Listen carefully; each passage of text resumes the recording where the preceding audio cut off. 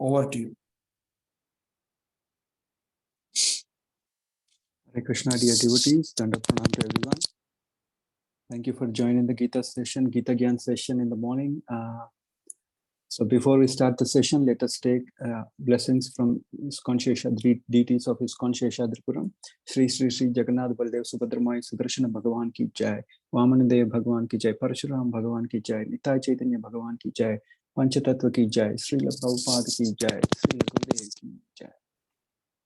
Let us offer our prayers. Om Ajnanatimirandasya Jnananjana Chakshurunmilitam Yena Tasmai Shri Gurave Namaha Nama Om Vishnupadaya Krishna Preshtaya Bhutale Srimate Bhaktivedanta Swamin Itinamine Namaste Saraswati Deve Gauravani Pracharine Vishesha Shunyavadi Paschatya Deshatarine Jaya Sri Krishna Chaitanya Prabhu Nityananda Shri Advaita Gadadhara Shri Vasadi Gaura Bhaktaranda Hare Krishna Krishna Krishna Hare Hare Hare Rama Rama Rama Hare Hare. So, dear devotees, we are in chapter 9. We have finished 8 chapters already. So, 9th chapter is.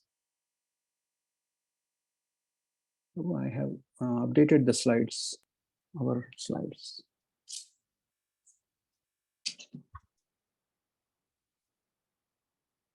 The most confidential knowledge, chapter 9.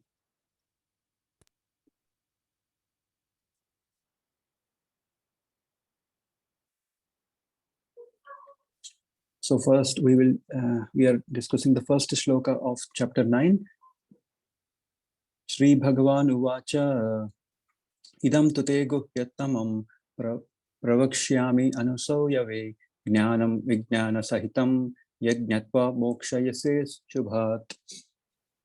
So translation, the Supreme Personality of Godhead said, my dear Arjuna, because you are never envious of me, I shall impart to you this most confidential knowledge and realization, knowing which you shall be relieved of the miseries of material existence.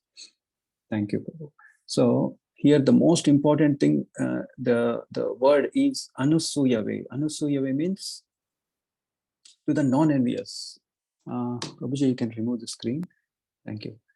So the most important thing to learn over here is anusuyave, that we will learn little later. So in chapter 7, what happened? Let us just go for a small recap and then we'll go to this shloka. So in chapter 7, Lord Krishna started speaking about the knowledge of the absolute, right? At the end, what he says is, he speaks about Adi Bhuta, Adi Daiva and Adi Yajna.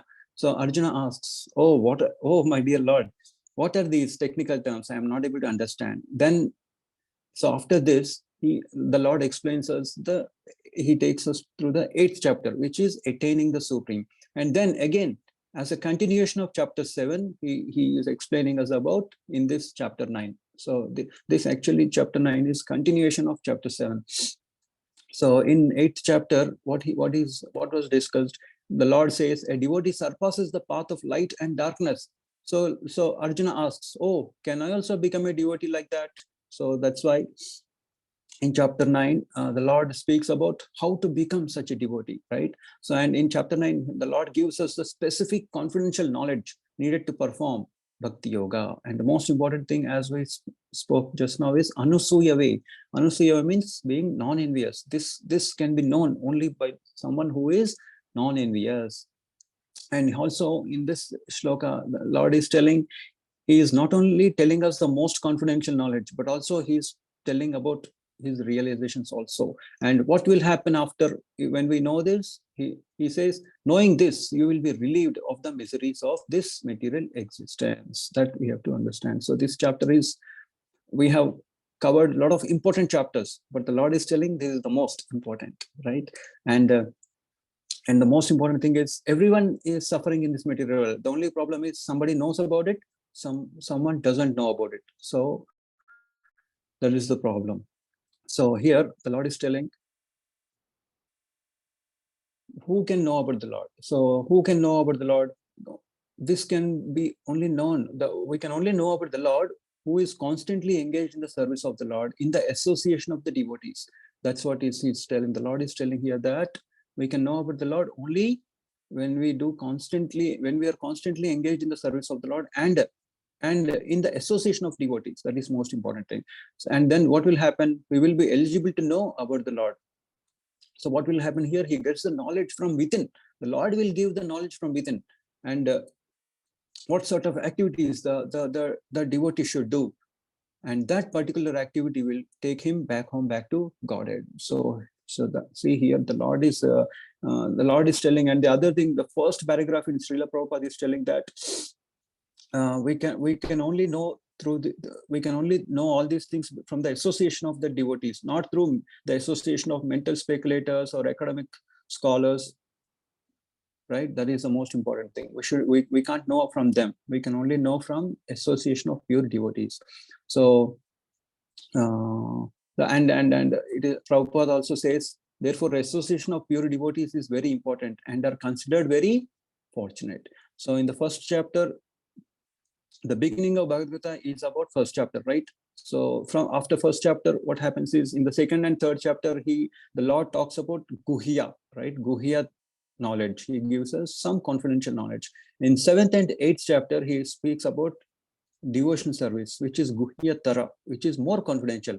And in 9th chapter, Guhya Tamam, right? Guhya Tara, and Guhya Tamam. Guhya Tamam means most confidential knowledge. First was confidential. The next 7th and 8th was more confidential. And 9th is Guhya Tamam, most confidential knowledge, right? To go back home, back to God. That's what see the Lord is telling us. Why the Lord is repeating these things slowly. It's like giving a carrot to an animal, right? So slowly we are attracting towards him, right? So the Lord loves us. That is the reason he is giving us this knowledge one after the other, so that we get attracted to the Lord. So here the Lord is telling, such a person in this material world, such person who knows about all these things will be in this material world, but he will not have any material pangs. He is aloof from the material pangs, and he is in a transcendental state and serving the Supreme Personality of Godhead. Because why? Because his consciousness is totally elevated. Material miseries will be there, but for such a devotee who knows about the Lord, they won't touch him. That's what he's telling. And idam, pure devotional service, consists of 9 different acts. What are they? Shravanam, Kirtanam, Vishnu Smaranam, Padasevanam, Archanam, Vandanam, Dasyam, Sakhyam, and Atmanivedanam. So this was spoken by Prahlad Maharaj in Srimad Bhagavatam 7th canto. Right? These are the 9 limbs of bhakti.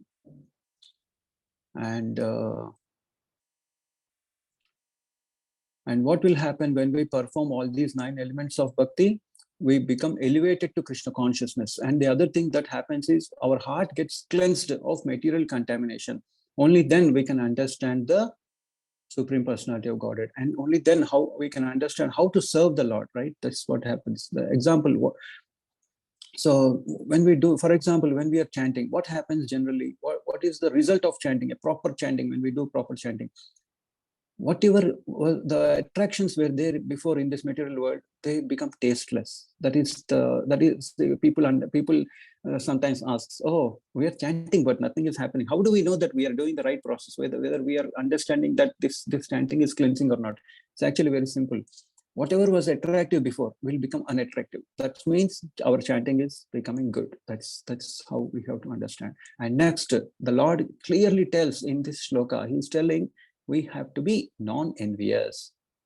Sometimes people say, oh, why Krishna? The non-envious people, what do they say? Why Krishna is Supreme Personality of Godhead? Like that, the question. To them, this knowledge, what the Lord gives, cannot be understood. So that's why we have to become non-envious, or else what happens is we ignore. For example, you just see in this material world also, if somebody is very envious of someone, we generally don't take them seriously. We ignore them, and when we ignore them, what to say about their teachings? We ignore their teachings also. It's like going from one ear to the other. That's it. It doesn't even go to the brain. What to say about the heart? So that's why when we are envious, we will not understand anything. So that's why, for example, then how do we understand who is non-envious? So, for example, who are we non-envious of in this material world? Our well-wishers and our friends, right? So that's why the Lord is also telling us, right? how to go back home, back to God, right? Janma karma chami divyam evam yovit tatvatah tyaktva deham punarjanma naiti mameti so Arjuna. So we have to understand the Lord. So if somebody is envious of the Lord, what is the Lord saying? You know about my transcendental appearance and disappearance, right? Appearance, right? Janma karma chami divyam. His birth is divine, transcendental. So that's why we have to understand him. Then only we can go back home, back to God. Then we can understand, oh, what sort of a friend the Lord is. The Lord is also telling in 5.29, what is he saying? Bhoktaram yajna tapasam sarvaloka maheshwaram suhridam sarvabhutanam jnatva shanti mrachit. Suhridam sarvabhutanam. I'm your friend. He's telling suhridam sarvabhutanam, for everybody. So what will happen? Jnatvamam shanti mrachati.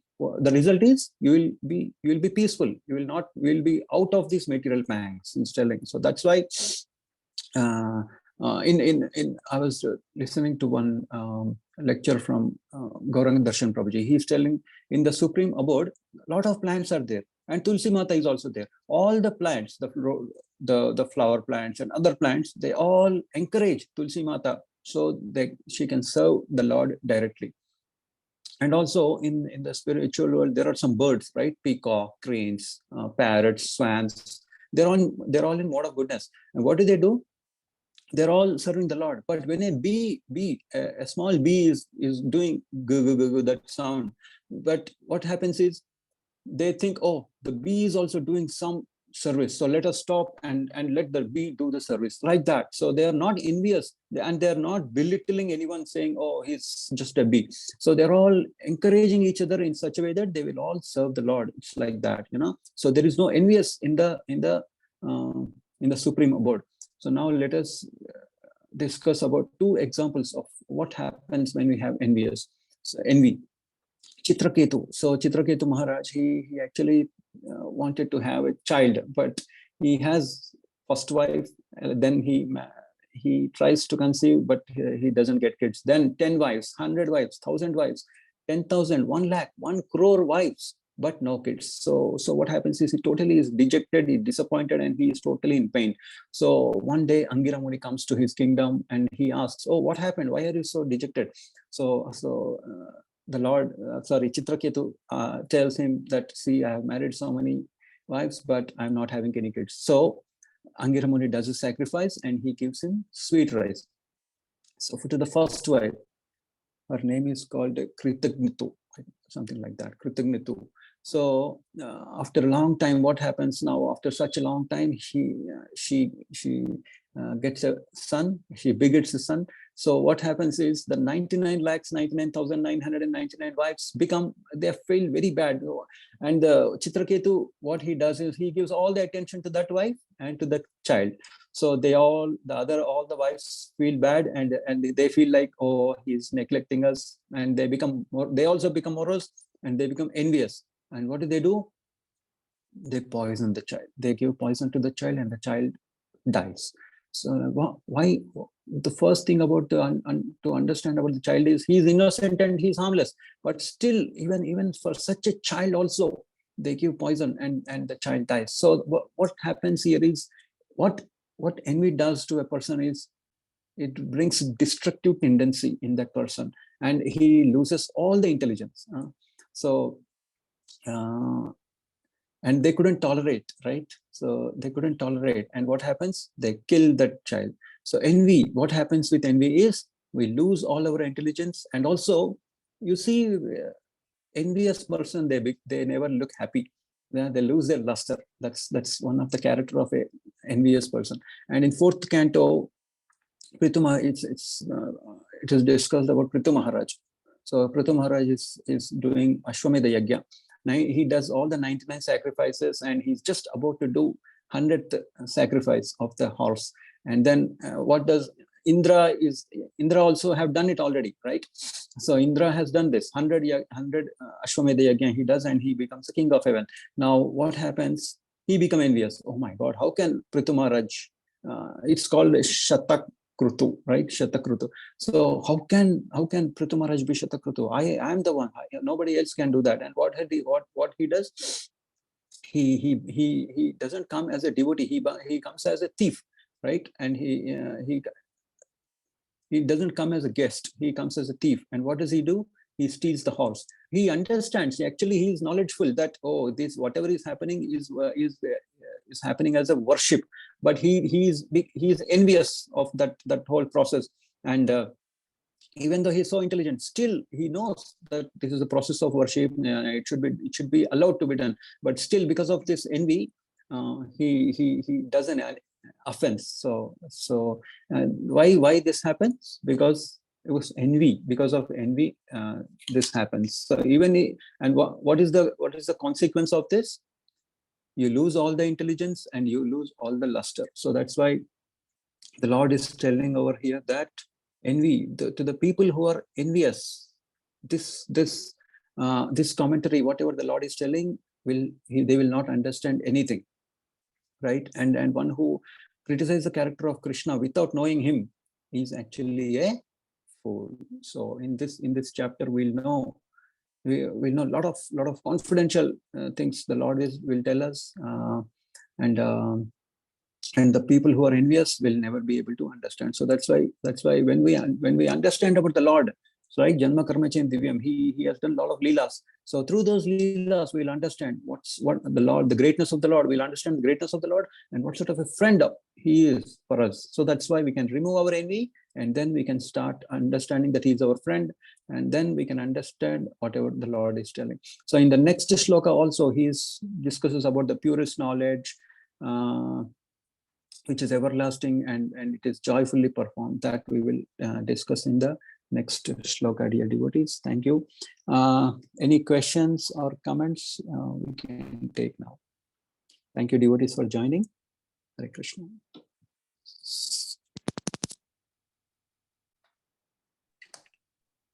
Hare Krishna, Prabhuji. Dandavat Pranam. Hare Krishna.